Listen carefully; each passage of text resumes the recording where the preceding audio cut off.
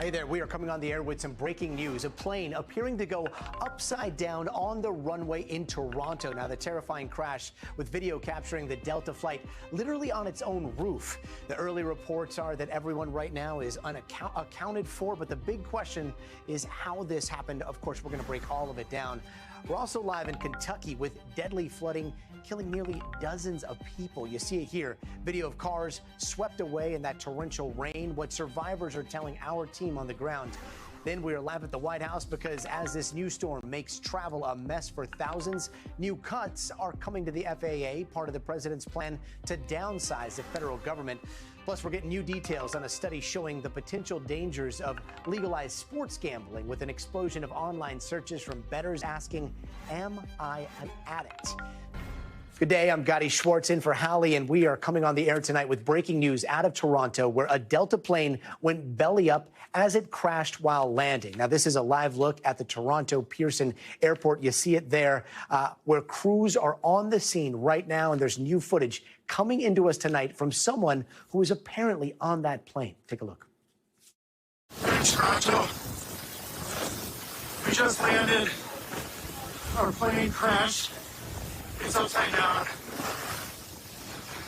Fire department's on site.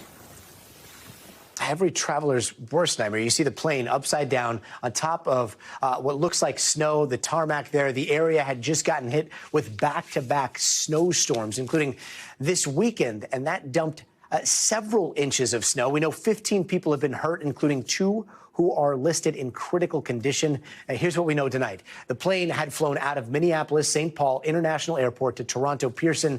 The incident happening around 2:45 local time in the afternoon with 80 people on board. All of them have been accounted for. Now, we've got team coverage tonight. Bill Cairns has the latest on the weather there. Jeff Guzzetti, our aviation analyst, is with us. But first, let's start with Emily Akeda. Right now, Emily, the airport is now at a ground stop. What are we seeing happening out there on the tarmac?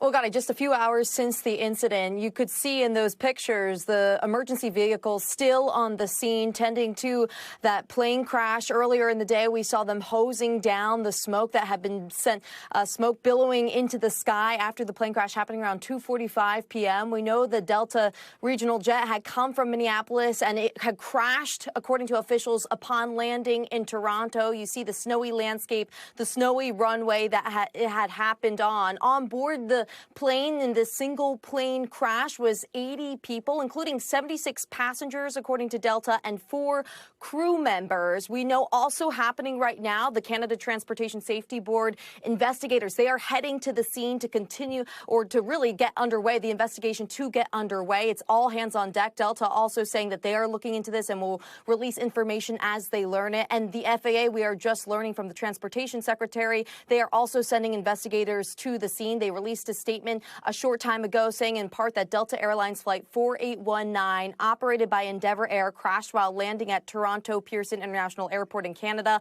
around 2:45 p.m. It goes on to say there were 80 people on board. The jet departed from Minneapolis Airport. We know as it stands right now, and this number has been fluid, it actually has been rising throughout the afternoon. 15 people on board had been injured. A man in his 60s, according to authorities on the ground, and a woman in her 40s have been transported to the hospital. Both are in critical condition. We also know a child had been transported to the hospital, but authorities say that the rest of those injured, they really sustained just minor injuries. And when you look at the video of the people from the scene leaving the plane, it's really quite remarkable, Gotti. A number of people in plain clothes appear to be passengers have been walking away despite that belly up plane there. So fortunate at this point, no fatalities reported. Those, images are so remarkable. It looks like one of the wings is missing, if I'm not mistaken. The fuselage does look intact, but does that tell us anything about how this all went down in those moments of impact or the moments of touchdown? Yeah, well, certainly there are a number of things that investigators will be considering, and they really provide a window into what may have happened. At this point, we have not seen surveillance video of the crash that happened upon landing around 2:45 p.m., again at Toronto Pearson Airport. But a number of things that stand out, at least to me, you look at the pictures of the plane and you'll see the highly damaged wing, one of the wings on the plane. Also, if we could pull up the images of the back of the plane, towards the back, you'll see these black markings. They almost look like skid marks. So that's another thing that will be taken into consideration. And then you look all around at the airport. There's so much snow on the ground, and I know Bill will be able to weigh in to more about what kinds of conditions they had been up against at the time. But I'll point out that the airport just earlier in the day had noted our crews had worked around the clock in the wake of trying to clear more than 8 inches of snow from the weekend, they had said. And they also said they were expecting it to be a very busy day, some 1,000 flights. Here in the U.S., it's a holiday weekend, so a lot of people are traveling. Again, this was coming from Minneapolis, heading to Toronto. And now all of that coming to a stop. There's a ground stop, as you mentioned, at Toronto Pearson. Emily Akeda, thanks so much for watching this for us. And we also want to bring in NBC's aviation analyst and former FAA and NTSB investigator, Jeff Guzzetti. Jeff, I mean, based on the images that you're seeing come out of this, what stands out to you immediately here? Well, this was a very serious accident, not an incident, but an accident. It did substantial damage and serious injury, and that meets the definition of an accident. And it's a major airline accident, yet another one. And it's something happened during landing that was traumatic, and perhaps a wing caught a big heavy snowbank. Who knows at this point how it got upside down, but it appears that the entire wing box was ripped off of the fuselage area, and then the fuselage continued on upside down.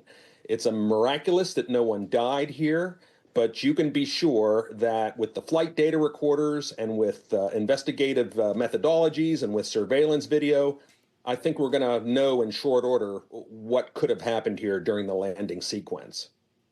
And Jeff, you said yet another one, and we humans, we are like hardwired to look for patterns, and it has been aircraft going down after aircraft going down, and accident after a pretty long time where we haven't seen one. Based on your expertise, is there anything here that shares any commonality with what we've seen over the last month with any of the aircraft that have gone down? Gotti, right now I don't see a common thread. So this is what, the 4th commercial aircraft accident to have occurred in the last in as many weeks. You know, you had the midair collision with the PSA jet, the very tragic one. Then you had the Philadelphia Learjet crash, which was not a scheduled commercial air carrier, that was air medical. But then you had the 10 fatal commercial aircraft crash in Nome, Alaska, which was a scheduled commercial flight. And now you have this one. And so I could see where there would be a heightened sensitivity with the public. I still believe that commercial aviation safety is extremely safe, but I can certainly understand why people would be very concerned at this point. And we know one person is in, or 2 people, I believe, are in critical condition right now. Considering there were 80 people on that plane, passengers and crew included, everybody, you know, they've supposed to have their seatbelts buckled. Then the plane ends up upside down. What happens as soon as a plane comes to a skidding stop? Like, do people take off their seatbelts, fall onto the ceiling, and then make their way out? Like, take us through the chaos that those people would have experienced. It would have been extremely chaotic. But first, I have to mention the survivability aspects that even got them to this point alive. And they have things called 16G seats. It can withstand a very massive impact, and the seats will remain attached to the airframe. And then you have the seat belts that will keep people in their seats so they're not injured. But once you're upside down, the only way to get out of those seats is to unbuckle your seatbelt, and you're going to fall a couple of feet. Fortunately, this isn't a large airplane, so the distance between your body and the ceiling, which is now the floor, but you would fall, and likely there were some minor injuries occurring. I'm sure you had the 2 flight attendants doing their best to get people out of that airplane as soon as possible, even if it meant unbuckling and falling to the floor and perhaps creating some minor injuries. Getting out of the airplane is the priority, because you don't want a potential fire to do the rest of the damage. Yeah, I mean, I'm just trying to visualize that. You're literally upside down, and then you just put your hands, like you have one hand to pull the seatbelt, and then the other hand to kind of protect you as you fall face first. Gotti, you may not even have that sense to even put a hand up. You're just going to unbuckle your seat and you're just going to fall. And maybe as you're falling, you'll put hands up. You know, I was involved in a truck rollover accident. I wasn't injured, but I was in the passenger side, and that's exactly what happened. I had to get out of the seat, and fortunately, I unbuckled my seat belt and shoulder harness, which protected me in the crash, but I fell 2 or 3 feet to the bottom and bruised myself a bit. But still, you're going to live. You're going to survive that. It'll be chaotic. It'll be a lot of fear, a lot of chaos, but in the end, that was the least of their problems here. Yeah, and it could have been so much worse. And I hate to say that, but I mean, it is a miracle that it didn't catch fire. It is a miracle that you see people out there walking relatively, the ones that we saw looked relatively uninjured. You know, based on the intact nature of the fuselage and the wing looks like it was sheared off. But like, what does that tell you about the speed in which whatever went wrong happened? Well, you can bet that a normal approach speed for an airplane like this is roughly 130, 140 miles an hour. And so whenever you're touching down, if something goes wrong, you might slow down to 100 miles an hour, but that's plenty of speed to do significant damage. Fortunately, these aircraft structures are designed to withstand impacts like that, such that they stay relatively intact and have breakaway fuel fittings and crash-worthy seats. And I think you see that in this case. Most commercial airline accidents are survivable. Yeah, and you've got the wing that's off. I believe that's where a lot of the fuel is, right? Given the weather, given the fact that there's snow everywhere on the ground, did that possibly contribute to this, or did that possibly contribute to things not catching on fire? I don't know about it not catching on fire. I don't think that was a factor there. The snow could have been a factor in a couple of ways. One, if the runway wasn't clean and had some level of frozen snow on it, that could have made conditions slippery. But we don't know that. And typically, this airport takes care of its runways. But the other thing, Gotti, that could have come into play is whenever they plowed the snow, there could have been very high snowbanks on the edges of the runway. And then if you have a stiff crosswind, perhaps a wing can catch one of those high snowbanks and causes a cartwheel. We just don't know. But you can bet investigators are going to look into every aspect of the weather, not just the snow, but the very high winds. We had reported winds of 27 knots, gusting to 35 knots. And that could be challenging for a pilot. And Jeff, last question. This is a really brief one, but you still feel comfortable flying? I do, Gotti. Even after this fourth accident, I still feel comfortable flying. The public has to remember there are tens of thousands of commercial airline flights every single day in this country that take off and land safely. The odds of you getting involved in a commercial airline accident are extremely low. Context matters. Jeff Guzzetti, thank you so much for joining us tonight. You're welcome. Let's bring in Bill Cairns. Bill, I mean, talk to us about the conditions at the airport when the plane crashed while it was landing there. What was it looking like out there? Yeah, there's a wide variety of weather that is involved in this situation. We don't know if it actually caused it or not yet, of course. But we had the big snowstorm that happened.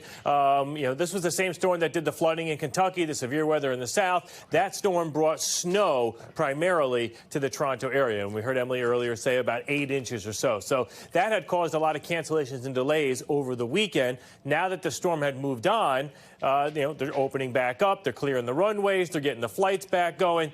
But the winds were extreme and still are on the backside of this storm. So the storm itself is in the Canadian Maritimes. We've had a strong gusty wind throughout the Great Lakes in the Northeast the last 12 to 24 hours. And at the time of the accident, we had winds reported at about 37 miles per hour. So that's the wind gusts. The steady winds were about 20 to 30 miles per hour. The thing that's interesting is that this isn't like a thunderstorm where all of a sudden the winds change directions on you, or they may get a change that the pilot may not be prepared for. We've had westerly winds going for about 8 to 10 hours now in the Toronto area, with the gusts that were even higher last night, and they've come down a little bit today. So there shouldn't have been any surprises. Many planes have landed on the same runway beforehand. And we weren't seeing any snow in the area either. This was the radar from 2 to 3 p.m. Some snow showers north and south, but in the Toronto area right over the airport, there was no snow. Okay. Now, there was some blowing snow perfect. on and off in that area reported because of those gusty winds. And you see how open that area is, Gotti. And this is the Toronto airport here. There's 5 runways. This is runway 23. This is the one where the Delta plane had the accident on. Winds were out of the west. This is very typical. Anytime that you want to land into the wind. It helps slow the speed down. So no surprises here. And this is a runway that has been used all day long. So it'll be interesting to see how much weather was an impact on this or not. Yeah, Bill Cairns, thanks so much for that. And this Toronto crash, I want to show you this this shot that's happening right now. The sun is setting behind there. You see the silhouette of the fuselage as people are heading back from a long holiday weekend at the airport. We've got Priya Sridhar, who joins us now from the busiest airport on planet Earth, Atlanta. Priya, what are people telling you about how they're feeling about air travel right now? Hey, Gotti, that's right. Yeah, a lot of them are just discovering this news in real time. We actually have a monitor here that's playing NBC News programming, and so many people have come up behind me and are just watching that shocking video that we've been playing and audibly gasping and sort of asking questions about what exactly happened and if the people who were on board are okay. Obviously, this is the Delta headquarters, so a lot of the people who work in this airport or fly from this airport are accustomed to flying on Delta airplanes. Obviously, this was a subsidiary of Delta in this particular incident in Toronto. So there's a lot of talk here about what potentially could have caused this airplane to go upside down. But I would say that the vast majority of people I've talked to and the people who fly through this airport are people who fly everywhere from almost every day, very experienced travelers, to not so much at all. The overall overwhelming sort of reaction to this is that statistically speaking, this is rare, even though, as we just pointed out, it does seem like the frequency of these aviation incidents seems to be occurring more frequently. So let's take a listen to what some of the people I spoke to had to say. It is nerve-wracking. I'm going to be completely honest, it is nerve-wracking, but I mean, it is what it is. Statistically wise, it's still the safest way to travel. I mean, not every day a plane crashes. So a lot of people telling me there that, you know, they feel like it's actually more probable to get into a car accident on the road than in a plane still. So they feel overall comfortable, even though it's obviously really horrifying to watch this all unfold on TV, Gotti. And Priya, in addition to this latest crash, I mean, we've got the holiday weekend, and we've got pretty bad weather for a holiday weekend, too. How bad are the delays right now? Yeah, so the delays have been, and cancellations, I should add, have been pretty dramatic over the last several days. There have been back-to-back storm systems making its way across the country. I want you guys to take a look at the flight-aware misery map right now. We can see that there are 1,000 delays, almost 1,100 delays. The most significant are in Denver, LaGuardia, and Chicago. And we're also seeing up to almost 100 cancellations. That's just in the last few hours. Almost 10% of all the flights that the FAA administers on a daily basis were either delayed or canceled today, which, by the way, was less than what we saw last week when we saw a lot of those blizzards. It was up to 20% just a few days ago. So I guess if you put it in perspective, it's not as bad as it was a few days ago. But really, the most significant factor that's contributing to these delays and cancellations is those incredible wind gusts that Bill was just talking about, particularly in the Northeast, anywhere from 60 to 70 mile per hour winds, which makes it impossible for commercial airplanes to land in those kinds of conditions, Gotti. Yeah, Priya Sridhar out there in Atlanta. Priya, thank you. And a deadly blast of winter weather in Kentucky with another storm setting up to bring heavy snow and dangerous cold. Now, that state is still reeling from these historic floods you're seeing right here.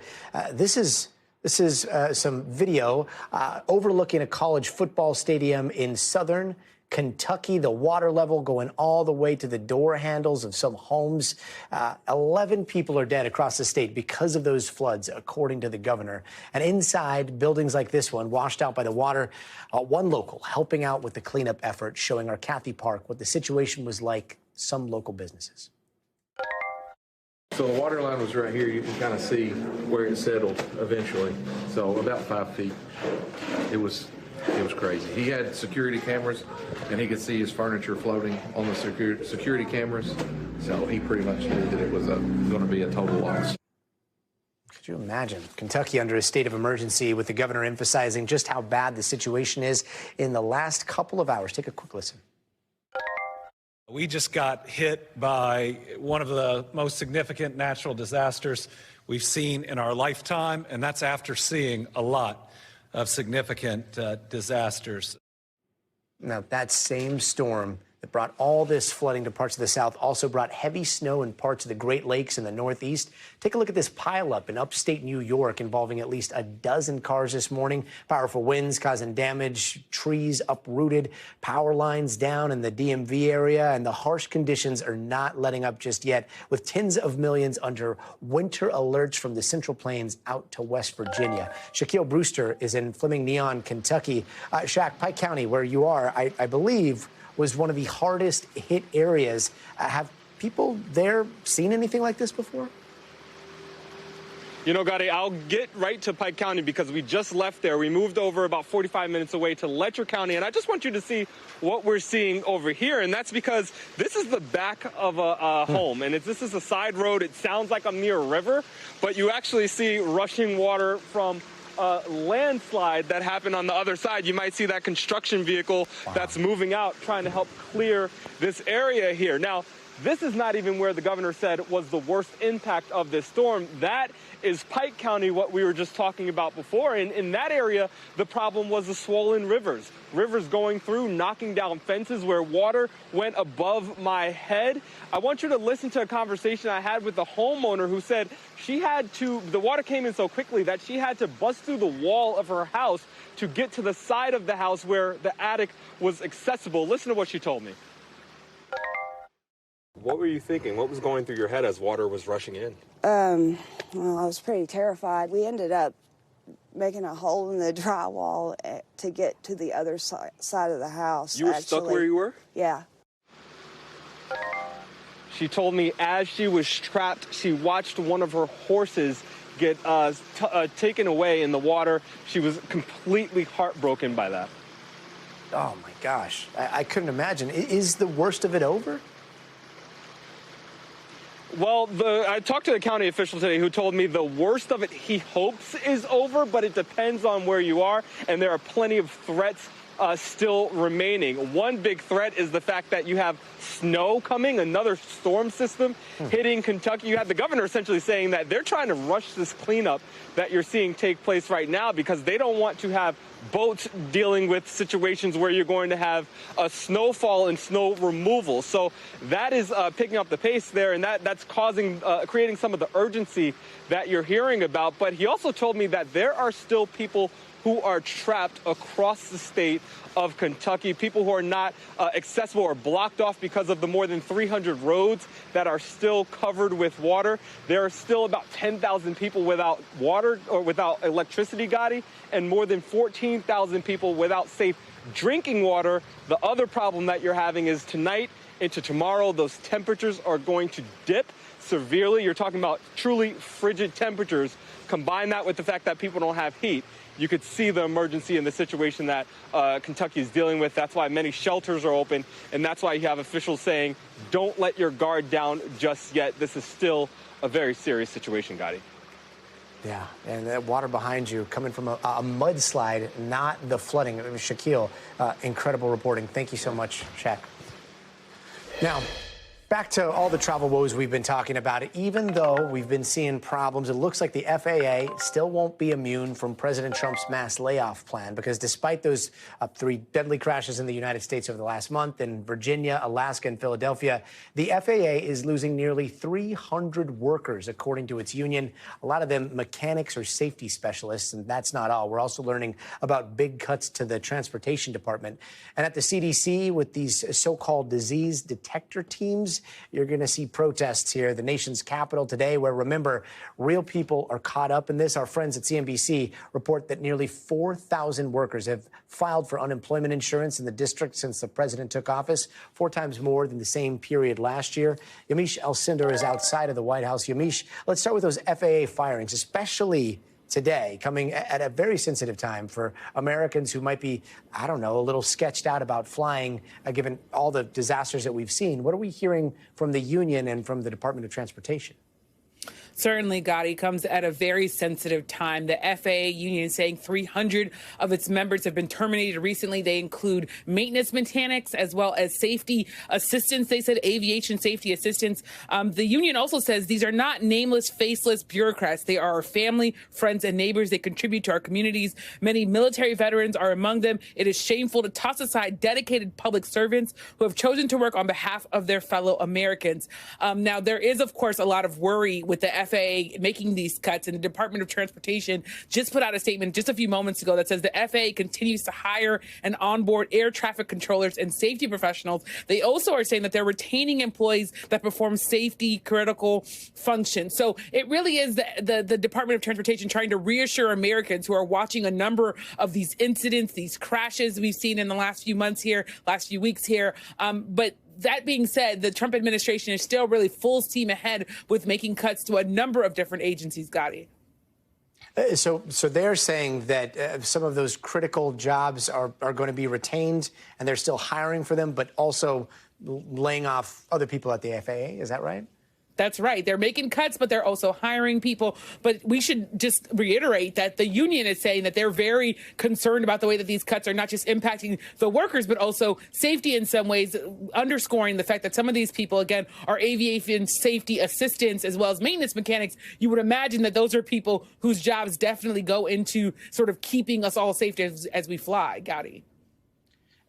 Meanwhile, as these protests happen around the country today, we're learning that a member of DOJ has been trying to get access to an IRS system that is connected to sensitive private information, financial information. Is the White House saying why DOJ needs that particular information? Yeah, this is something that we've definitely been following closely. The White House is saying that this information is needed to continue with their goals, their robust goals, to try to cut $2 trillion from the federal annual budget. Specifically, we heard from a White House spokesperson. I want to read to you part of that statement. He said, this is Harrison Field saying, waste, fraud, and abuse have been deeply entrenched in our broken system for far too long. It takes direct access to the system to identify and fix it. So that is essentially the Trump administration saying this is needed, despite the fact that there are, of course, a lot of critics to this and a lot of legal challenges that are now piling up. Gotti. Yamiche Alcindor out there at the White House. Thank you so much, Yamiche. So with all this legal action Democratic states are taking to stop the cuts we just talked about, let's talk about one way the president is trying to defend his firings. Today, we are learning that the Trump administration wants the Supreme Court to overturn a lower court ruling that would reinstate a government ethics watchdog who is also a Biden appointee. Trump wants the justices to keep this man, Hampton Dellinger, off the job, at least for now, while the full case weaves its way through the courts. Danny Savalas joins us now. Danny, so the Trump administration sounds like they're asking for a stay or for an injunction here to keep things as they are for now, while the full case works its way through the courts. How do the justices typically rule on a case like this? Well, an appeal like this goes to the Chief Justice, who handles cases that are coming out of D.C.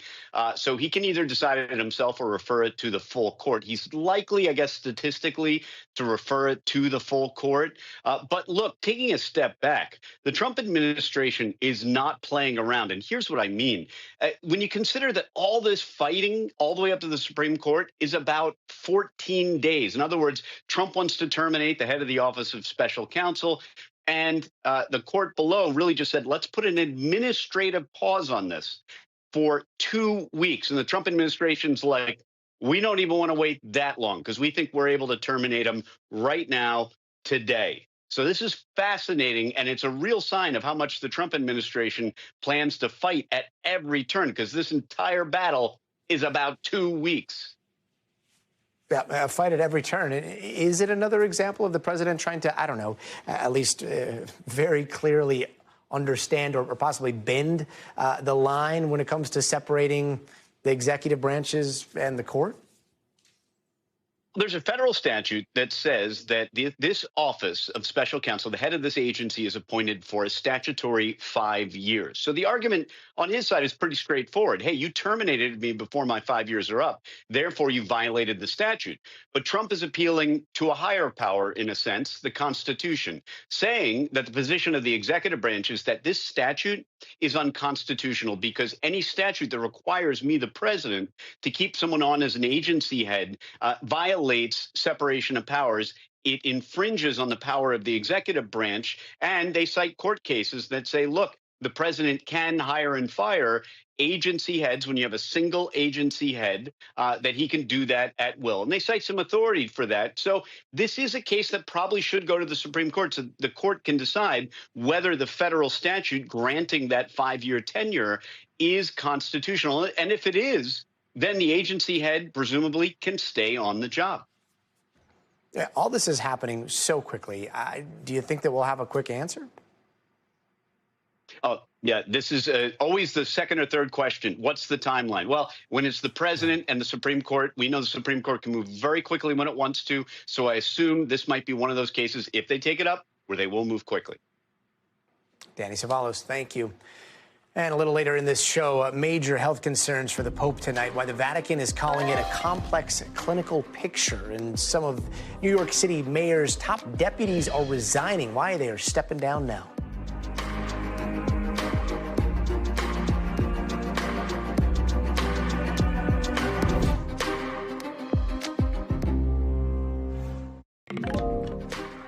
And tonight, growing concerns about the health of Pope Francis, with the Vatican saying the 88-year-old pontiff's condition is stable, but that a respiratory tract infection is presenting a, quote, complex clinical picture. Now, a spokesperson for the Vatican saying the Pope doesn't have a fever and he's following doctors' orders, adding Pope Francis is touched by the numerous messages of affection and closeness that he continues to receive in these hours.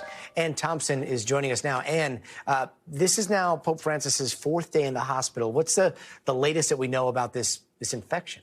Well, the Vatican, Gotti, is calling it a polymicrobial infection of his respiratory tract. So in plain English, what that means is that there are 2 or more germs that have infected his lungs. And those germs could be bacteria, they could be fungi, they could be parasites, they could be a virus. But they've come together and they're causing Pope Francis some difficulties.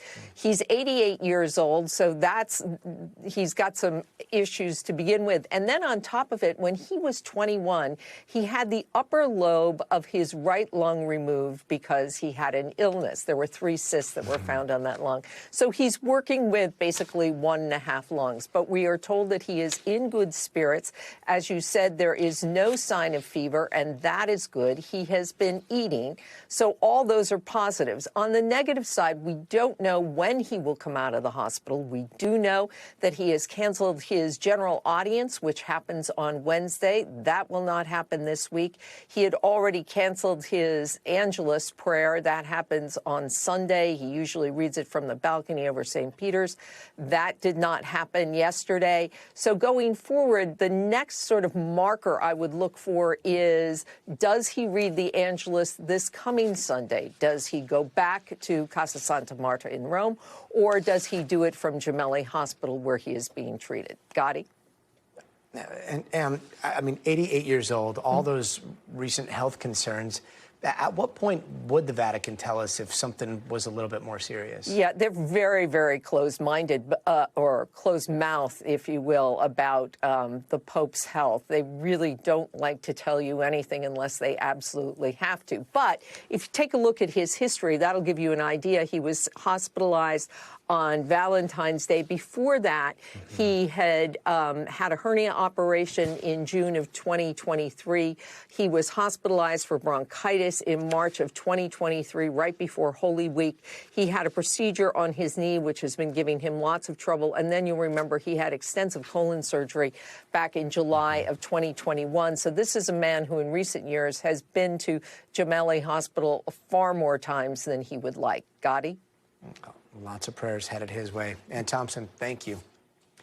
And let's get you over to the 5 things our team thinks you should know about tonight. Number 1 is South Korea. They are suspending new downloads of the Chinese AI DeepSeek. Now, regulators say the app will be back online once it complies with the country's privacy laws.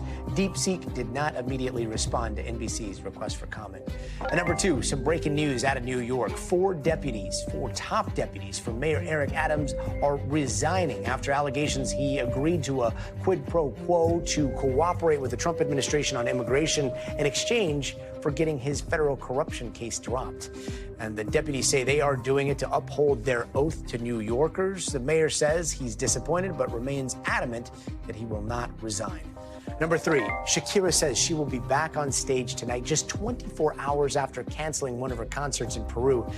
The singer said she had been hospitalized for an unspecified abdominal issue. Her team says they are working on rescheduling the canceled concert. And number 4, eggs are now so expensive. One bodega in New York is selling them by the bag. The store is selling trios of eggs instead of the full carton for about $3. The owner says it's because a carton costs about $12 now. And remember, the price of eggs has soared nationwide because of the bird flu that we're seeing. And number 5, a tourism campaign in New Zealand called Everyone Must Go, now causing some controversy with some locals there. Government officials say the campaign is aimed at drawing tourists from neighboring Australia. Locals, though, are calling it a little tone deaf since a record number of New Zealanders are leaving the country because things like the high cost of living and a lack of job opportunities. Where are most of them going? Ooh, ironic. Australia. New Zealand's tourism minister did not reply to a request for comments. And coming up, wild video shows a horse that fell through some ice, how that horse still managed to get out safely.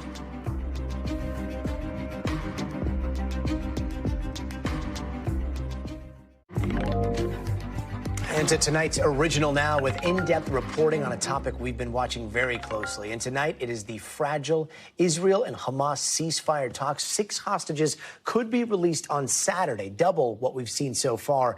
And a source tells us there are also discussions about handing over the bodies of deceased hostages as well. With the ceasefire deal holding for now, our Yasmin Vasugian spoke to 2 mothers about the differences between life in an Israeli settlement and a Palestinian refugee camp. These 2 women live just 4 miles apart, but in completely different worlds. My name is Shada Al-Azza. I am a Palestinian refugee living in Aida refugee camp. My name is Bazi Rubin, and I live in the Efrat settlement.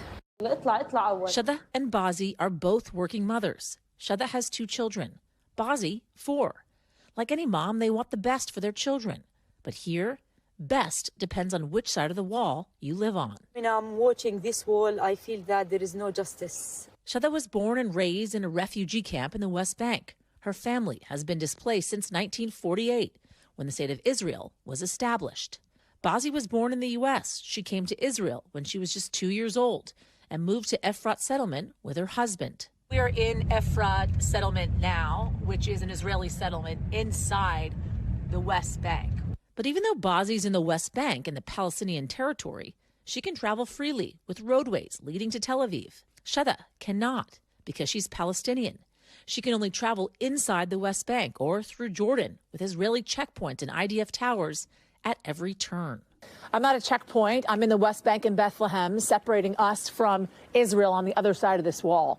This is an IDF tower, Israeli Defense Forces, looking out both on Israel as well as here into the West Bank and Bethlehem, but also looking into the backyard of this Palestinian home. They even watching us here in the balcony because their lights at night even come like to our homes.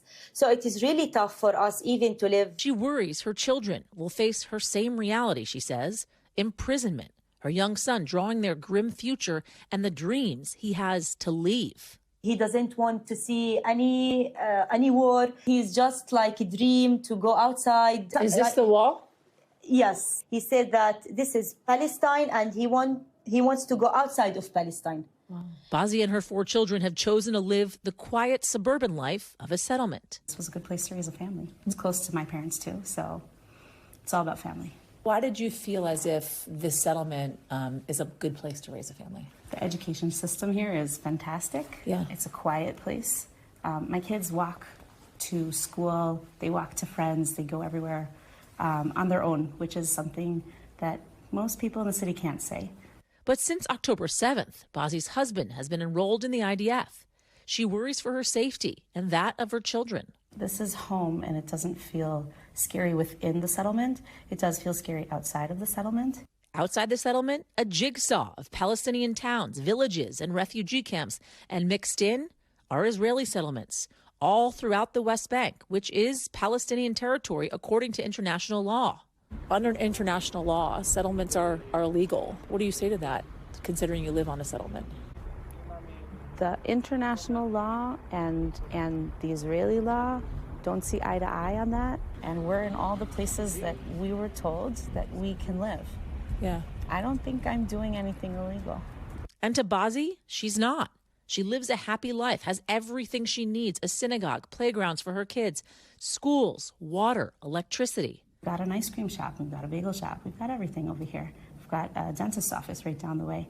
I'd say 99% of what I need is right here. But for Shada, the reality is very different. After the 7th of October, we're really suffering from the economic crisis. We don't have enough jobs. The unemployment very high inside the camp. There's also a shortage of water, electricity, and space. There is no enough space for us to build more. We don't have gardens. Even there is no space for our children to play inside the camp. There is a playground in Aida, but it's small and very run down, and there are UNRWA schools.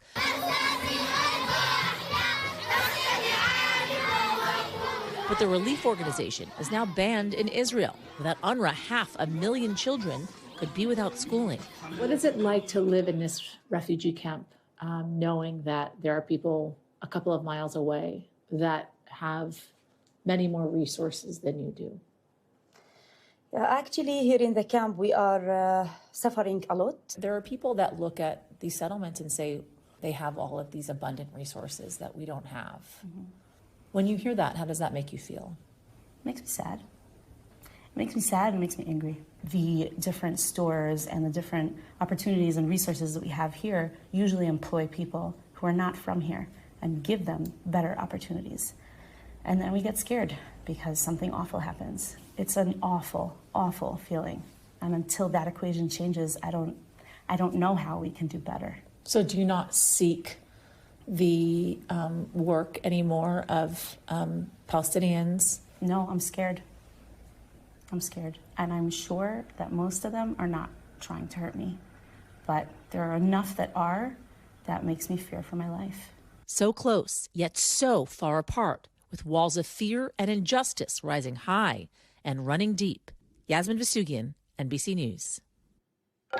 Quite the juxtaposition there, Yasmin. Thank you. NBC covers hundreds of stories each day, and because it's tough to read them all or watch or listen to them, our bureau teams have done it for you. That's what they tell us is going on in their regions in a segment that we call The Local.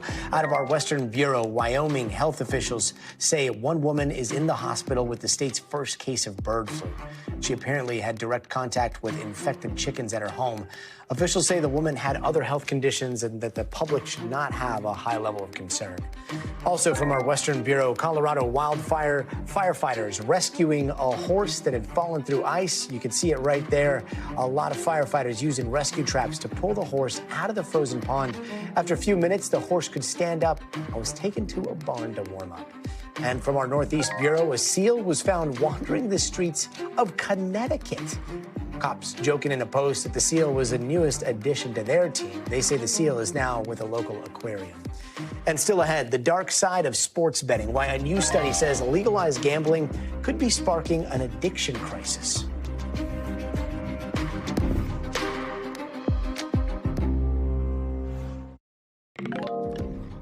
And there's a new study just out today that's showing a surge in people looking for help with gambling addiction. Researchers say this is in big part because of sports betting that's been legalized in much of the country way back in 2018. And they say that Google searches for phrases like, "Am I addicted to gambling?" have increased 23% since then. And at the same time, the amount of money being gambled on sports has skyrocketed, rising just under $5 billion in 2017 to over $121 billion in 2023, according to that report.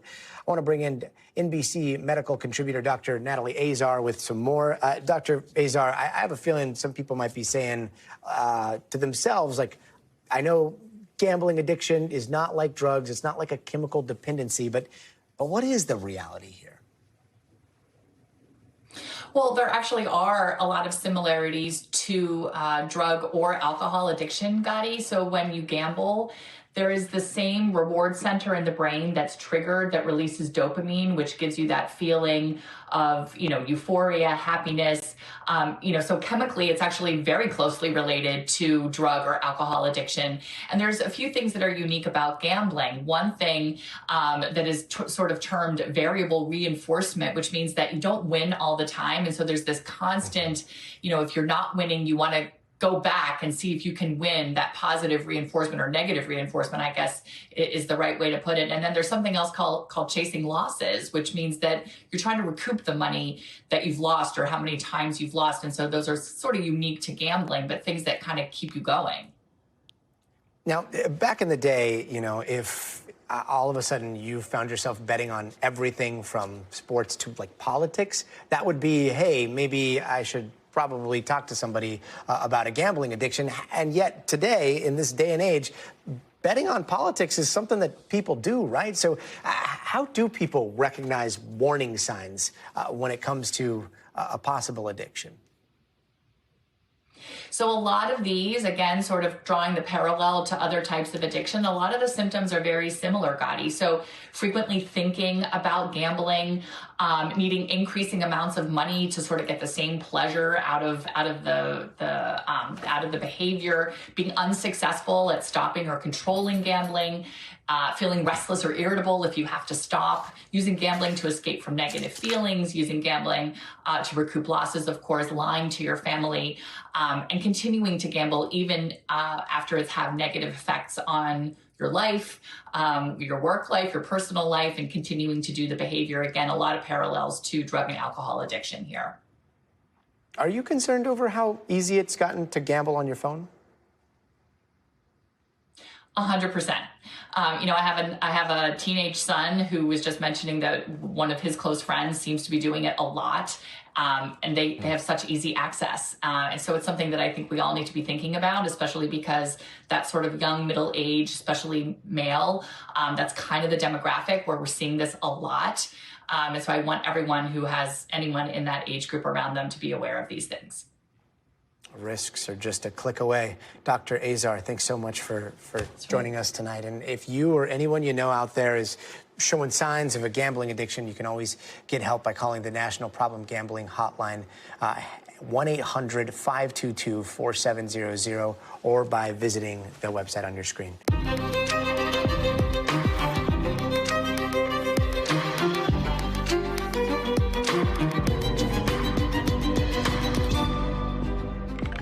And we are coming on the air with some breaking news. A plane appearing to go upside down on the runway in Toronto. The terrifying crash with video capturing the Delta flight literally on its roof. Now, the early reports is that everyone is accounted for. Flights are resuming, but big questions right now about how all this happened. We are breaking it all down.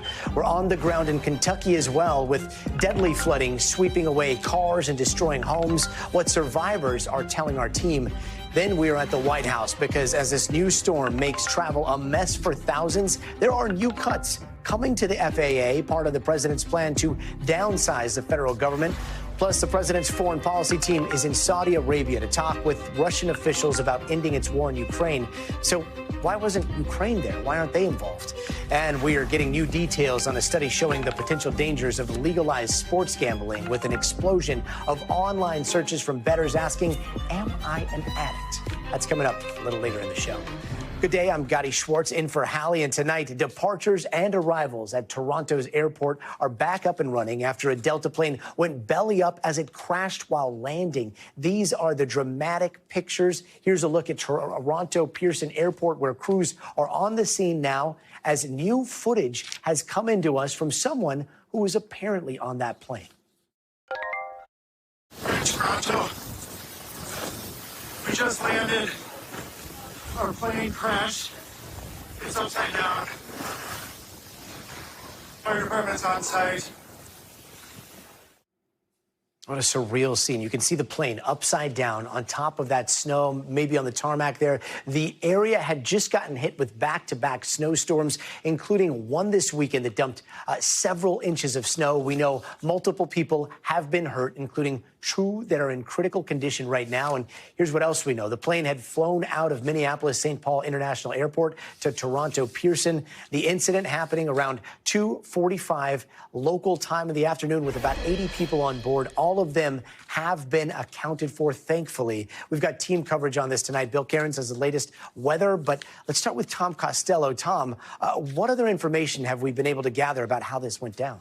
As is typical in these types of cases, the information develops as it comes in. Sometimes it needs to be updated. So the latest number we now have, 18 people were injured. And as you mentioned, 2 were taken to trauma centers in Toronto. 1 child was taken to Children's Hospital. The rest were transported to area hospitals.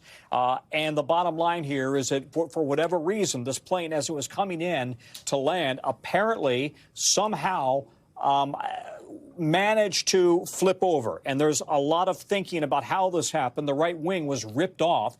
The question is, in these very rough conditions, right? 20, 30 mile per hour winds, gusts to 40 mile per hour, 18 degrees outside, blowing snow.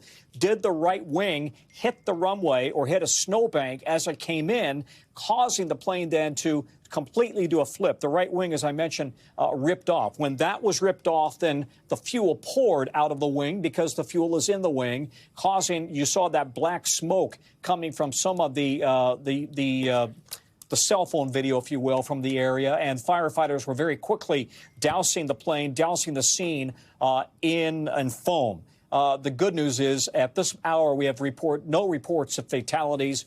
Delta confirming that this was Endeavor Air. That's their regional service that flies the short-haul flights. So Minneapolis, for example, to Toronto. This is a workhorse of a plane, Gotti. This is the CRJ 900. It was built by Bombardier, a Canadian company, and it is known to handle weather pretty well. However, we simply don't know what the conditions were those pilots were facing at that exact precise second, because clearly they're going to be looking at whether wind was a factor, with heavy gusts, we think, coming out of the west. That will be what they look for in the cockpit voice recorder, the conversations between the pilots, as well as the flight data recorder. So those are the black boxes that are a priority for investigators to recover. And I need to tell you that the Canadian Transportation Safety Board, as you would expect, is in charge of this investigation. They have a sterling reputation, and they will be assisted by the NTSB and the FAA, because this plane is an American airline, Delta Airlines, and it was flying from the United States into Canada. Gotti? And with the fuselage so intact and it happening at the airport there, how quickly will they be able to get some of those answers? Well, they'll get to that black box. I'm guessing that they are going to prioritize that in the next few hours if they haven't already removed that. And then that will go to the Canadian Transportation Board lab for an analysis. They will very quickly have the data they're looking for, but they're not going to jump to any conclusions. They're going to clearly want to get a full reading on both black boxes. They're going to interview the crew to ask them what they experienced. They'll also be interviewing air traffic control about what controllers saw and what the conditions were on the airfield at that hour. Listen, flying into those kinds of conditions, that's kind of not unusual, especially in Canada, but they have had an awful lot of snow at that airport over the course of the past week or so, 20 inches, I believe. And Tom, you have covered more plane crashes than anyone I know. That video of people getting out after being upside down in their seats is so remarkable. What went through your mind when you saw that? Well, thank God well, hopefully they were, but thank God they're wearing seatbelts, right? Because it's clearly not comfortable to be upside down, but they're strapped into their seats, and that's what's critical. So yet another reminder for all of us, wear your seatbelts. But then also, Gotti, look at the video there, and both of those emergency exits are open. That's good news as well. I think probably all three. You can't see the front of the plane, though, because you've got a fire truck hitting it with foam. And then on the opposite side of the plane, and you don't see it from this vantage point, but I've seen some video from the opposite side of the plane.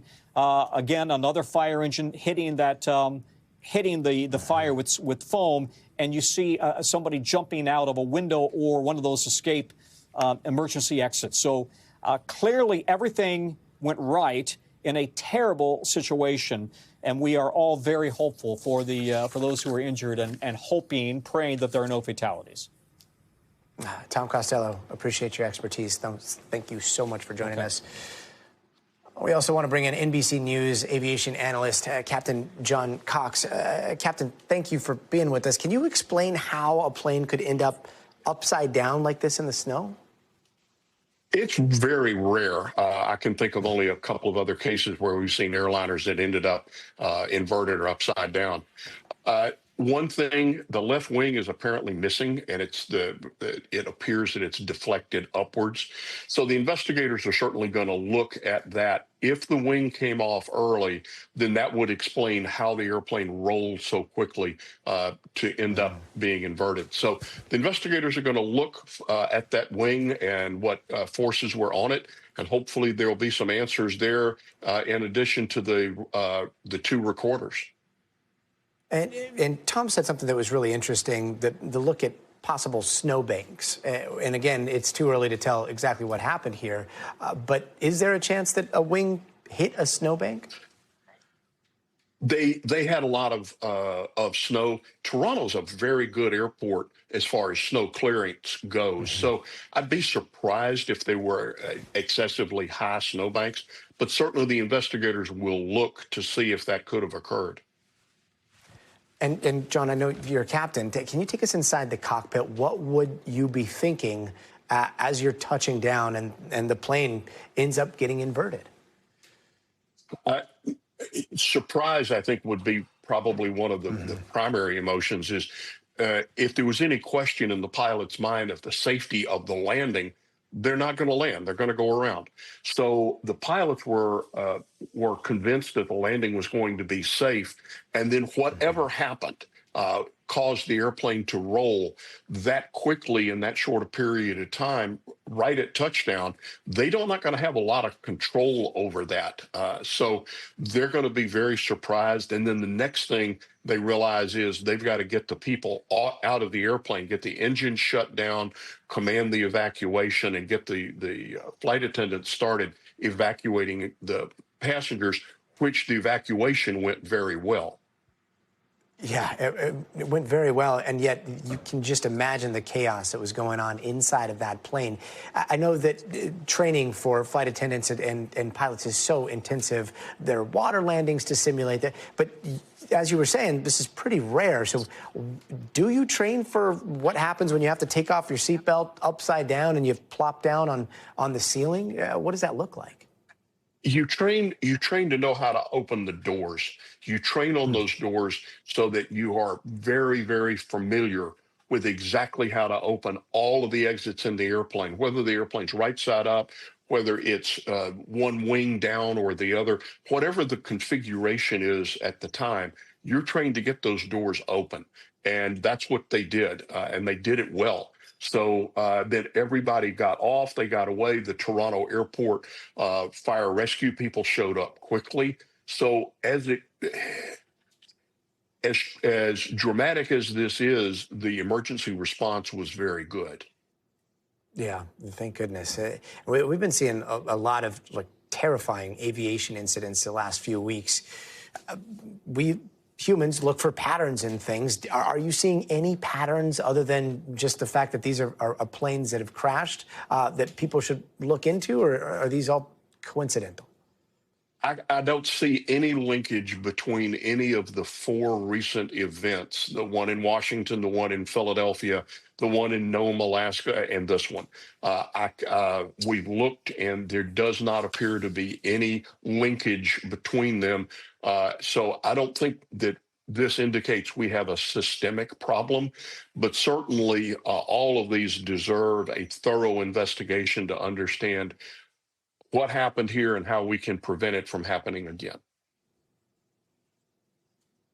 And I believe we're getting some sound from inside of the plane that is just coming into us. We haven't heard it yet, but let's take a quick listen here.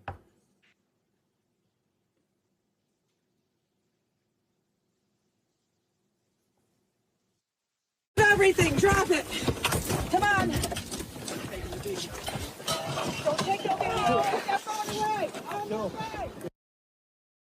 Wow. Remarkable video again, and it shows everything. It takes That's a second to get your bearings. But yeah, if we can play that again once it's done. But seeing that, what goes through your mind there? That's great. When you listen to that flight attendant, drop it, meaning leave your things here. Let's get out. There's a doorway. Let's get out. Let's get out of the airplane, get out of the way so other people can get out. So wow.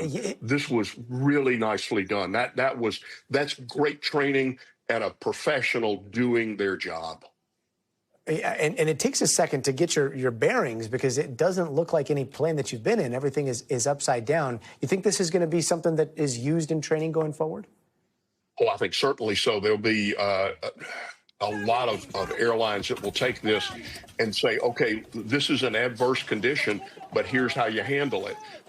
And the key things are those commands: drop it, come this way, move, get out of the way, move, encouraging people to get there. And you see immediately that the crash fire rescue folks are right there, making sure that the airplane does not catch fire. And that's helping the evacuation. They're in inclement weather. It's cold, it's windy. They're going to need to get the people off the ramp. But right at the very beginning, they just need to get them out of the airplane. Yeah, incredible video there. Heroic actions by the flight crew and then also the other passengers helping each other out. Captain John Cox, thank you so much for being with us. My pleasure. I want to bring in Bill Cairns. Bill, can you talk to us about the conditions at the airport? It looks frigid there. What was it like when the plane crashed while landing? What were the weather, the winds? What was going on? Yeah, Gotti, I think what a lot of people are looking at, I mean, they're like, oh, has to be weather, right? I mean, you can see the snow on the ground. It's windy. There's blowing snow. We know there were gusts that were high at 40 miles per hour. They had a lot of snow over the weekend. But there's other things that go into this also. So the winds have been out of the west all day long. That's not a surprise to the pilots. The airport was open. Yeah, they had the runways clear. I'm sure they had their procedures, and everything looked good enough to open. This wasn't the first plane to land during the day today. This was at 2:15 in the afternoon. And as we go in, we'll see here's the Persons Airport. There are 5 runways here, and they use runway 23 primarily when there's west wind, and that's the predominant wind here in Toronto at the airport. So this is a runway that should be very familiar to a lot of pilots. We won't know yet about this pilot who was in charge of this aircraft. But the winds were about 23 consistently all day long. They're between 20 to 30. Gusts were up to about 40. They had the highest gust all day was only 42. And these were happening all day. So this wasn't a surprise. The blowing snow is kind of the wild card. How much snow was blowing? When was the last time it was plowed? Because I'm sure they had to go out occasionally and clear it as the blowing snow was in and out during the day. The visibility was at 6 miles. There was a couple areas of snow north and south, but by the airport itself, they were just fine. So that wasn't an issue. And the temperature temperature was 18 degrees, and with the gusts up to 40, the wind chill was 0. So when you see, obviously everyone's adrenaline, Gotti, is going in that video. But, the flight attendant, short sleeves. You saw people outside the plane in short sleeves. But everyone was amazingly calm, which was pretty incredible. But, just because, you can easily say it must be weather, I don't know. I mean, unless they did hit, a snowbank or something. But again, they weren't the first plane to go up and down that runway. So it'll be interesting to see what actually caused that wing to get caught, or what caused the plane to not travel the straight path down runway 23. Hopefully we'll get some answers soon. Bill Cairns, thank you so much. This Toronto crash happening as travelers are headed back from a long holiday weekend. Priya Sridhar joins us now from Atlanta Airport. Priya, what are people telling you about how they're feeling about, I don't know, getting on a plane right now? Yeah, Gotti. Well, a lot of people are learning about this plane crash in real time. We have a monitor set up here in the Atlanta airport, and people are walking by and seeing just the horrifying video that we've all been watching all day. And we've actually heard people audibly gasp.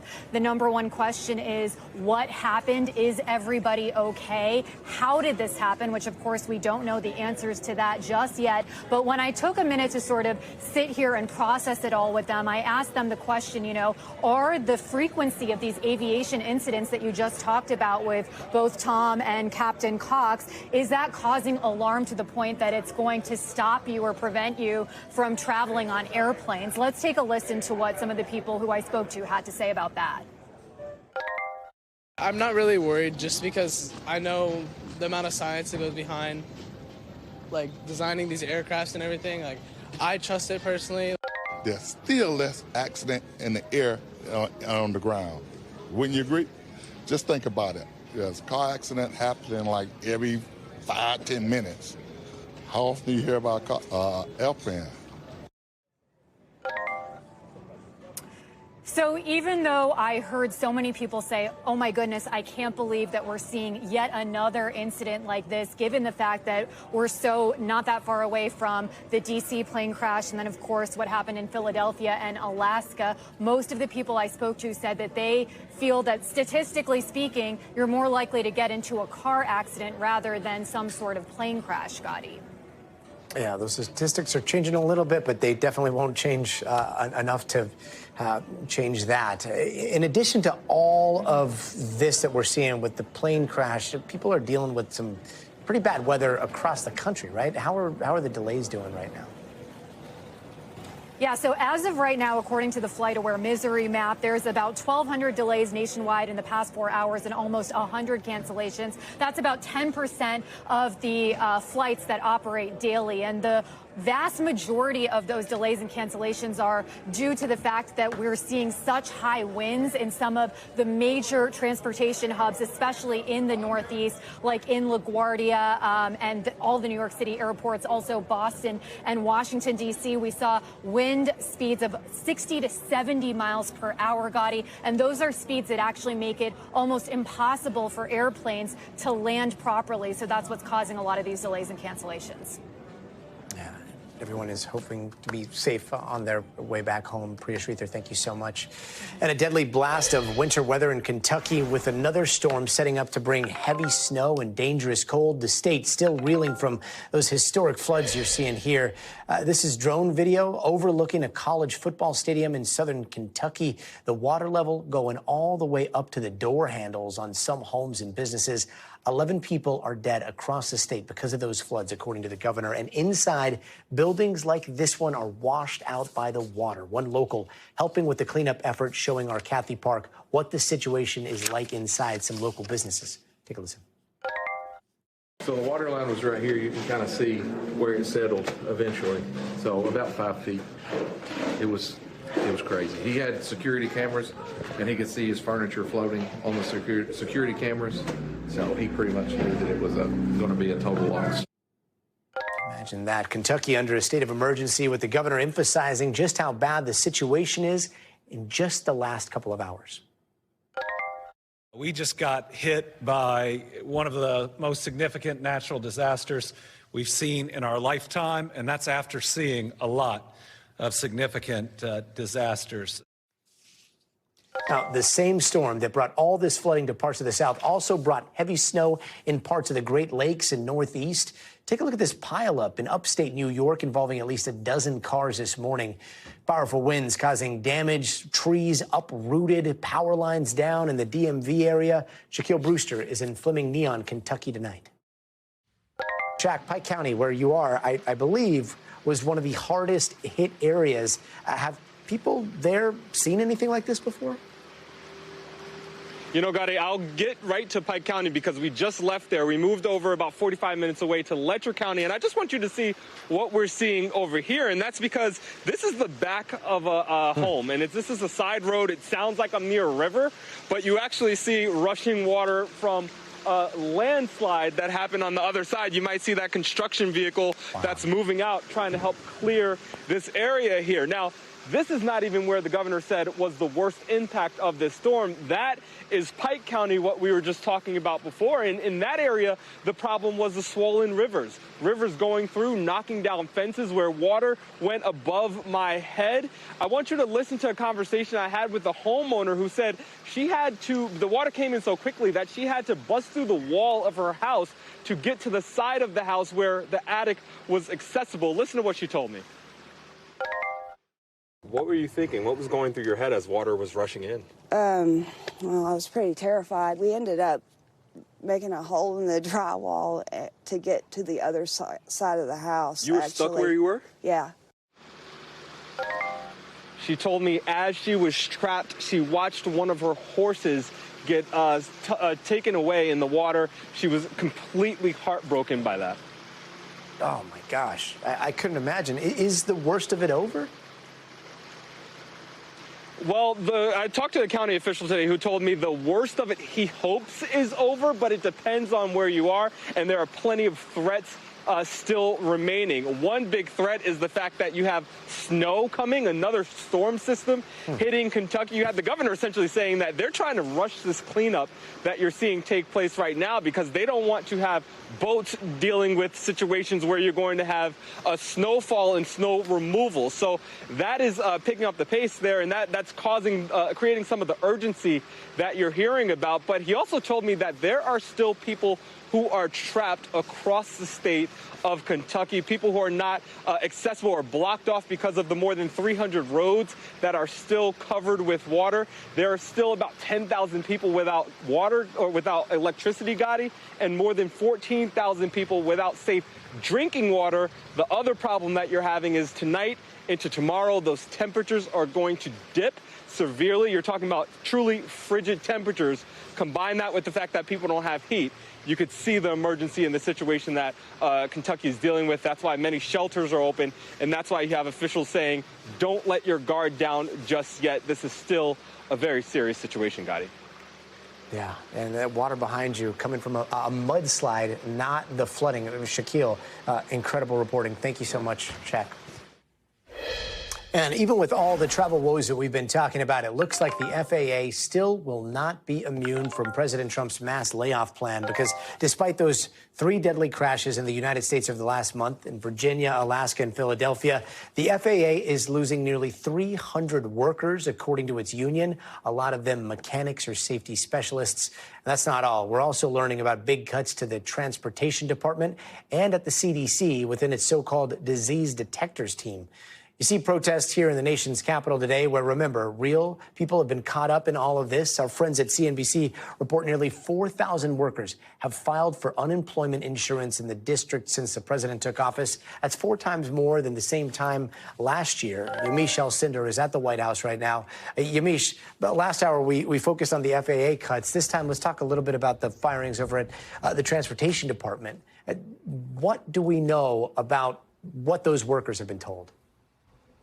Well, it's a key question, and there's a lot of controversy because workers are saying that they're being told it's because of performance issues. That's why they're being let go. But these workers are telling NBC News that they had really exceptional reviews and that they never had any performance issues and were never told of any performance issues. So I want to read to you part of a letter that a lot of these employees at the Department of Transportation got. Here's part of it. It says, the U.S. Department of Transportation finds that based on your performance, you have not demonstrated that your further employment at the Department of Transportation would be in public public interest. So that's the official line that these employees are being given. But here's the thing. We have a source who's telling NBC News these letters that we're sending to these employees, I feel so bad because they're lying. The person went on to say all of them pretty much were exceptional performers. It's just crazy to me. So that is really the conflict there. And we're going to definitely be watching this closely because, as you said, even though we're talking about the Department of Transportation right now, we're hearing over and over again that this is happening in other agencies as well.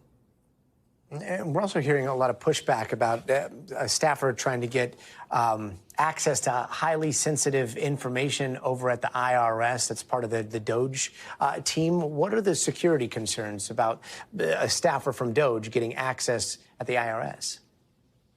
Well, you can imagine that the IRS really has a lot of secretive and personal information about Americans. So there are a lot of people who are worried that these DOJ staffers might use that information in a way that is sort of unfair to people and that might violate the privacy of Americans. We've seen a number of legal issues here, a number of legal challenges on other different activities of DOJ. So we're going to watch this closely to see if there's anything that's coming up here. But the big concern essentially is that these staffers, that they are not government employees in the sense of the word, in the traditional sense of the word, though the Trump administration is defending this, saying that they have the proper security clearances, Gotti.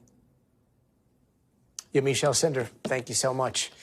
And right now, some of President Trump's top foreign policy officials are in Saudi Arabia, getting ready to kick off their first face-to-face meeting tomorrow with the Russians, trying to chart the path to peace in the Ukraine war. You can see the Secretary of State, Marco Rubio, there meeting with the Saudi Crown Prince, who will mediate those discussions.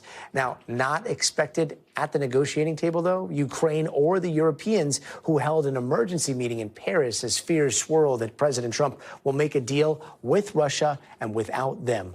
Over the weekend, Ukrainian President Zelensky told NBC's Kristen Welker that he'd never accept a peace deal that Ukraine didn't help negotiate.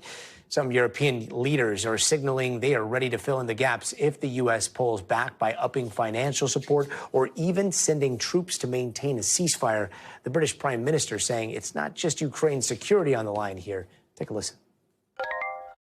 This isn't just about the front line in Ukraine. It's the front line of Europe and of the United Kingdom. It's about our national security. And I think that we need to do more. We need to step up. Let's go to NBC's Richard Engel, who has more on all of this. Ukrainians are watching the start of this peace process very nervously. They want the war to end, but they are worried that the odds are stacked against them and that President Trump and President Putin are already planning to carve up Ukraine between them and not include Ukraine in the process, at least in a meaningful way. The fact that the negotiations are starting in Saudi Arabia and the delegates are already assembled in Riyadh and are supposed to start negotiations with their Russian counterparts tomorrow. The fact that it's starting with Russia gives them pause. The fact that there is a powerhouse delegation in Riyadh to talk with the Russians, with Secretary of State Marco Rubio, with National Security Advisor Mike Waltz, and Steve Witkoff, President Trump's personal envoy, all assembled there. These are the people that President Trump trusts most on foreign policy, people who have already been tasked, particularly with Steve Witkoff, in dealing with the Gaza crisis and the ceasefire and hostage releases. And yes, Ukrainians have been told that they won't be cut out of the process, that they will also be consulted, and that another Trump envoy is supposed to come to Ukraine later this week, retired General Keith Kellogg. But according to a Ukrainian official I spoke to, they see him as something of a second-tier envoy, not of the same level of the three who are assembled already, meeting first with the Russians. So here, yes, they want peace. They want the Russian attacks to stop, and the Russian attacks have not stopped yet. But there is an old expression in diplomacy that I think is quite apt right now. And when I mentioned it to someone in President Zelensky's office, he nodded his head, understanding what I was saying and feeling very much that it was appropriate. And the expression is in diplomatic negotiations, if you are not at the table, you are on the table. And Ukrainian officials worry that they right now are on the table and that Presidents Trump and Putin are preparing to carve up Ukraine between them. Quite the telling adage. Richard Engel, thank you. And later on in the show, the Pope is in the hospital for the 4th straight day. What we know about his condition tonight. And Shakira is saying she'll be back on tour tonight. Why she was rushed to the ER over the weekend.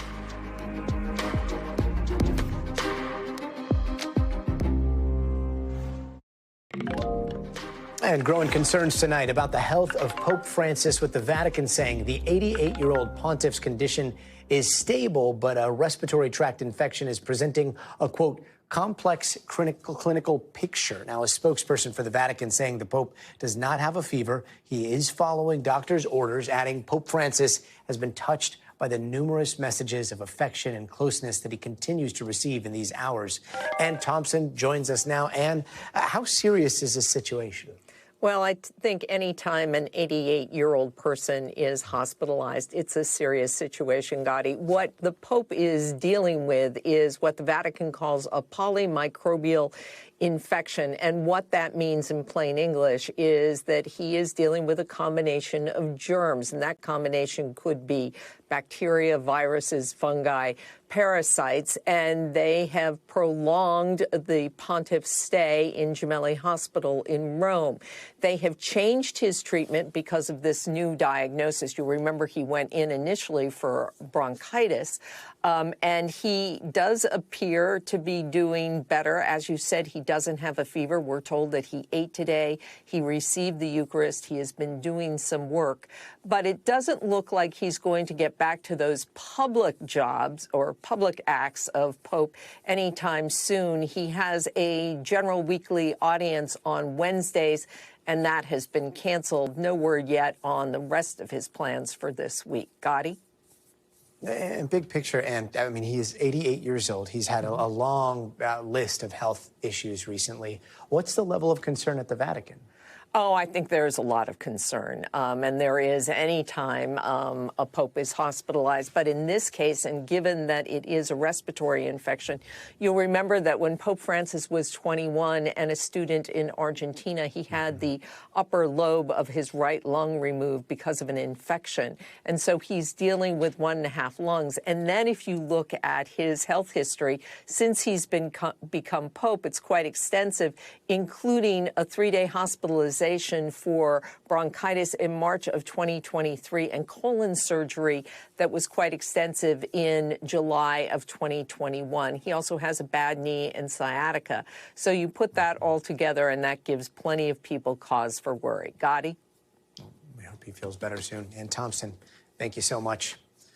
And let's get you over to the 5 things our team thinks you should know about tonight. Number 1 is South Korea. They are suspending new downloads of the Chinese AI app DeepSeek. Regulators say the app will be back online once it complies with that country's privacy laws. DeepSeek did not immediately respond to an NBC request for comment. And number 2, some breaking news out of New York. 4 top deputies for Mayor Eric Adams are resigning after allegations he agreed to a quid pro quo to cooperate with the Trump administration on immigration in exchange for getting his federal corruption case dropped. Now, the deputies say they are doing it to uphold their oath to New Yorkers. The mayor says he is disappointed but remains adamant he will not resign. And number 3, Shakira says she'll be back on stage tonight, just 24 hours after canceling a concert in Peru. The singer said she had been hospitalized because of an unspecified abdominal issue. Her team says they are working on rescheduling that canceled concert. And number 4, eggs are now so expensive, one bodega in New York is selling them by the bag. The store is selling trios of eggs instead of a carton for about $3. The owner says it's because the cost of a carton is now about $12. Remember, the price of eggs has soared nationwide because of the bird flu. And number 5, a tourism campaign in New Zealand called Everyone Must Go is now causing some controversy with some locals there. Government officials say the campaign is aimed at drawing tourists from neighboring Australia, but locals, though, are calling it a little tone-deaf since a record number of New Zealanders are leaving the country because of things like the high cost of living and a lack of job opportunities. And where are most of them going? Australia. New Zealand's tourism minister did not reply to a request for comments. And coming up, wild video shows a horse that fell through some ice, how the horse got out safely.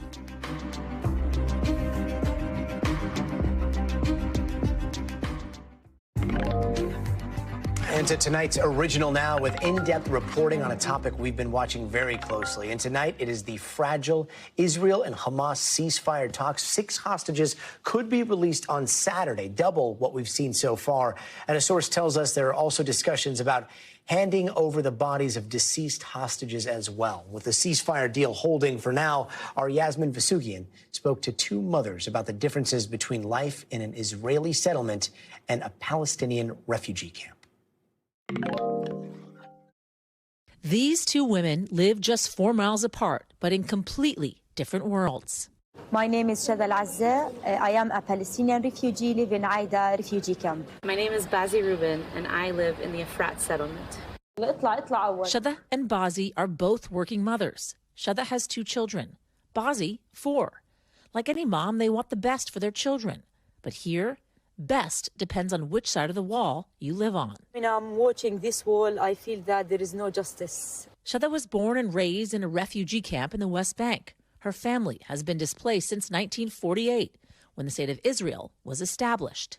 Bazi was born in the U.S. She came to Israel when she was just 2 years old and moved to Efrat settlement with her husband. We are in Efrat settlement now, which is an Israeli settlement inside the West Bank.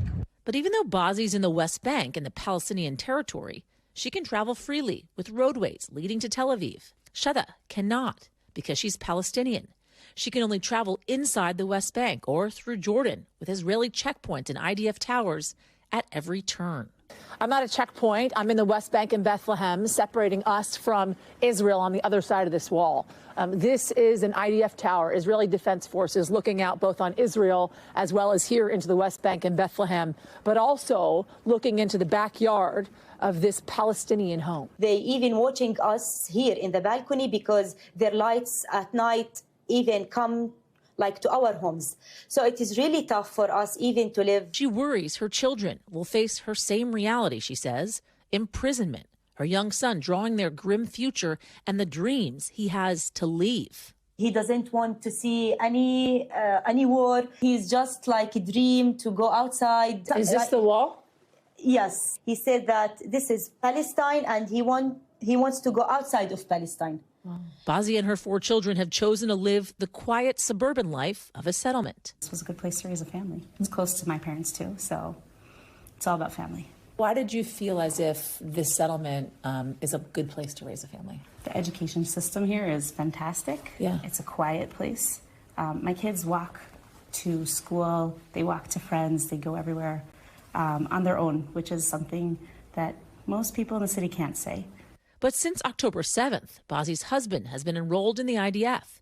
She worries for her safety and that of her children. This is home, and it doesn't feel scary within the settlement. It does feel scary outside of the settlement. Outside the settlement, a jigsaw of Palestinian towns, villages, and refugee camps. And mixed in are Israeli settlements, all throughout the West Bank, which is Palestinian territory according to international law. Under international law, settlements are illegal. What do you say to that, considering you live on a settlement? The international law and the Israeli law don't see eye to eye on that. And we're in all the places that we were told that we can live. Yeah. I don't think I'm doing anything illegal. And to Bazi, she's not. She lives a happy life, has everything she needs, a synagogue, playgrounds for her kids, schools, water, electricity. We've got an ice cream shop, we've got a bagel shop, we've got everything over here. We've got a dentist's office right down the way. I'd say 99% of what I need is right here. But for Shada, the reality is very different. After the 7th of October, we're really suffering from the economic crisis. We don't have enough jobs. The unemployment very high inside the camp. There's also a shortage of water, electricity, and space. There is no enough space for us to build more. We don't have gardens. Even there is no space for our children to play inside the camp. There is a playground in Aida, but it's small and very run down, and there are UNRWA schools.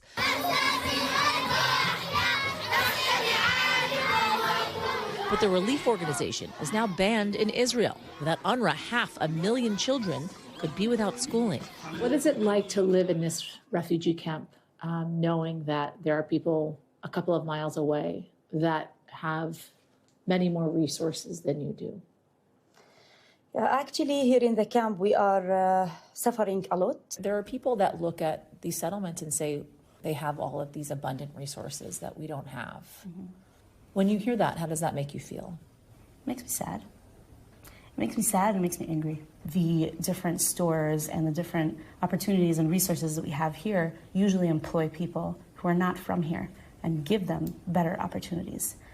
And then we get scared because something awful happens. It's an awful, awful feeling. And until that equation changes, I don't know how we can do better. So do you not seek the work anymore of Palestinians? No, I'm scared. I'm scared. And I'm sure that most of them are not trying to hurt me. But there are enough that are. That makes me fear for my life. So close, yet so far apart, with walls of fear and injustice rising high and running deep. Yasmin Vasugian, NBC News.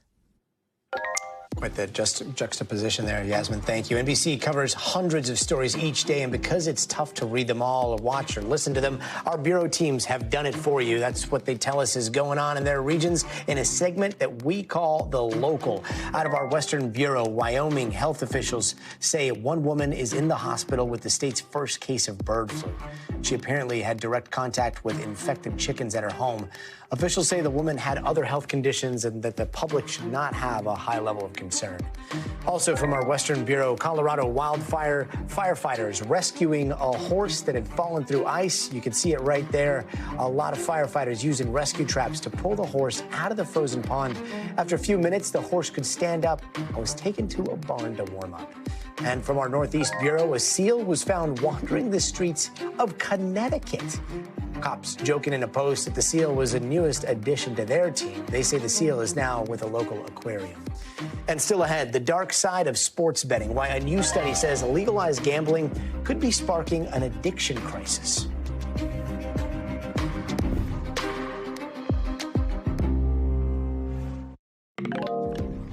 And there's a new study just out today that's showing a surge in people looking for help with gambling addiction.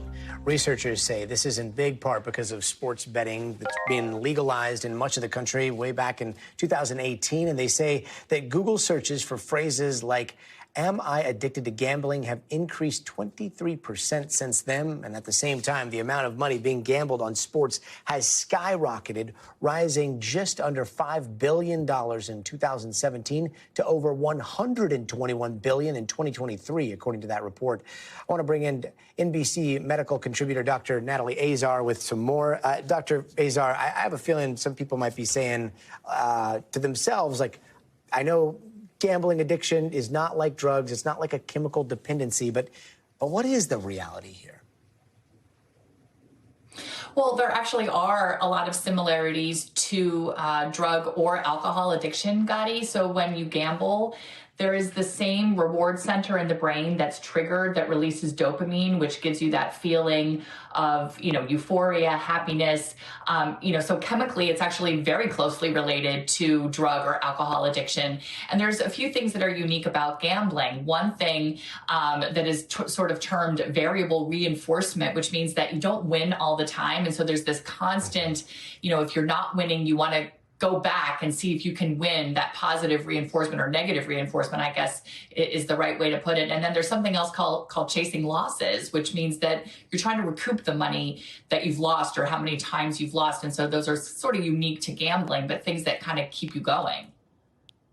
Now, back in the day, if all of a sudden you found yourself betting on everything from sports to like politics, that would be, hey, maybe I should probably talk to somebody about a gambling addiction. And yet today, in this day and age, betting on politics is something that people do, right? So how do people recognize warning signs when it comes to a possible addiction?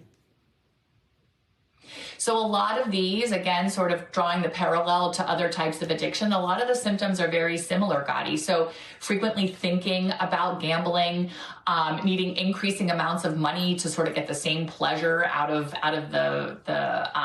the behavior, being unsuccessful at stopping or controlling gambling, feeling restless or irritable if you have to stop, using gambling to escape from negative feelings, using gambling to recoup losses, of course, lying to your family, and and continuing to gamble even after it's had negative effects on your life, your work life, your personal life, and continuing to do the behavior. Again, a lot of parallels to drug and alcohol addiction here. Are you concerned over how easy it's gotten to gamble on your phone?